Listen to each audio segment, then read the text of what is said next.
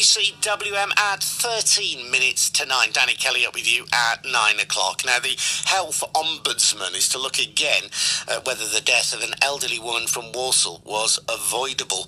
Audrey Humpage died in January 2014 after doctors at Walsall Manor Hospital withdrew treatment. They said she was terminally ill with cancer. In fact, she had a pelvic abscess. Another investigation is now going to be carried out to see if timely treatment could have prevented the blood poisoning that killed her. Let's speak to Audrey's son, Chris Humpage. Chris, good morning to you. Morning, Adrian. Sounds an absolutely awful story as I read the details there. Chris, just take me through it if you would. Yeah, I'll try and keep it as brief as I can because obviously it can get quite long. But basically, my mum was admitted in October 2013 with acute stomach pain. Discharged inappropriately after a week, which we were all against as a family because I hadn't found the problem. She'd actually got sepsis on the discharge form, and she was readmitted about a week later.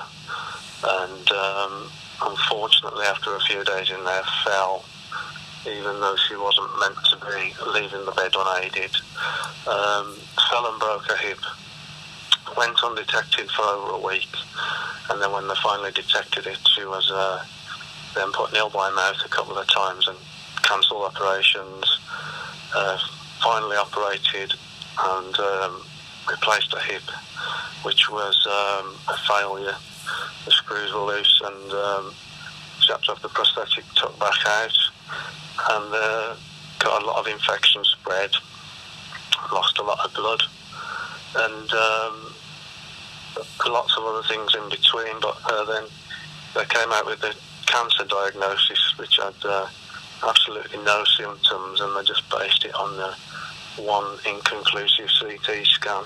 And what was the consequence of that test then? Was it to say that she would receive no further treatment? Well, she had a seizure at one point. They put her, which was very ill-advised, to put her into a side room, not monitored, where she had a seizure even though they knew she'd got a short history of epilepsy. So then she became not fully conscious, and they said, well, we've found that she's got this tumour, which fairly certain is an inoperable cancerous tumour, and there's nothing else we can do unless your mum becomes fit for more tests. So a few more days later they put her onto the Liverpool care pathway, which I'm not sure if you're fully aware of what that is. Yeah, sure. The Liverpool care pathway is a method by which people are effectively left to die. I mean, left to die with sort of a palliative care, but food and water is withdrawn from them, and it's a kind of a managed pathway to death. That's correct, yeah. And it's meant to be used in the last hours of your life, but in their wisdom, I left my mum on it for 5 days. We brought around ourselves with drips of water and tiny bits of cream from a cake, funnily enough, which was all we could get her to consume. And then she come round and was fully aware, fully conscious, knew everyone by name who entered the room. So we sort of pleaded for more investigations at this point to determine that it was definitely cancer. But this was all completely ignored. I mean, as you describe it, Chris, it is truly a catalogue of errors in your description of it. And the cancer diagnosis then, this inoperable cancer, was that just completely wrong? Yeah, there was no basis for it really, apart from one inconclusive CT scan, which, as most people probably know, is you can't get a proper picture from that. They just totally refused to do any more testing, any more investigations, and we finally got her out into Compton Hospice, which I had to fight for because they didn't really want to let her leave the hospital, which is where we got our post-mortem to find, which didn't completely surprise me because I was suspicious there was no cancer, but knocked me off my feet when I got the results to find out that I was correct. Do you think, Chris, that your mum could be alive today had Walsall Manor taken the appropriate steps to treat her?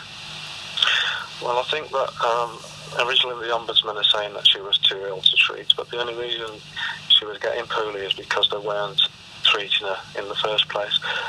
All the evidence suggests that if they'd have found the abscess, and incidentally, a doctor, we believe, did find the abscess, but from doing an internal examination, but when we got back the following morning, his findings were dismissed and they refused to budge from the cancer diagnosis. And she died of blood poisoning, which came from the abscess, presumably. So had she been treated, there is at least a possibility that if the abscess had been treated appropriately and swiftly, that she might have been saved.